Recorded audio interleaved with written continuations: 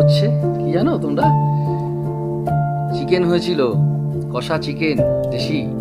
হ্যাঁ, রাইস হয়েছিল, জিরা রাইস। সেটাকে উপেক্ষা করে দেখো রাতের ডিনারে কি খাচ্ছে। বলছে আমার আগে শরীর, তারপরে সব কিছু, টেস্ট পরে। তাই ও ওকে চিড়ে এর মধ্যে বাতাসা আছে, আবার লেবু দিয়ে একটু লবণ দিয়ে খাওয়া হয়েছে। কেমন হয়েছে খাবারটা? তাই? ওকে। এই দেখো আমাদের রুম। এই আমরা লাচুংয়ে আছি এখন। লাচুংয়ের এই হচ্ছে আমাদের রুমটা। এখানে একটা ওয়ার্ডরোব আছে, ছোট্ট একটা, এখানে একটা কুশন আছে, এখন জামা কাপড়গুলো রয়েছে, জল গরম করার এখানে আছে। আর বাথরুমটা বলবো কি, এই হচ্ছে বাথরুমটা, দেখো কত সুন্দর।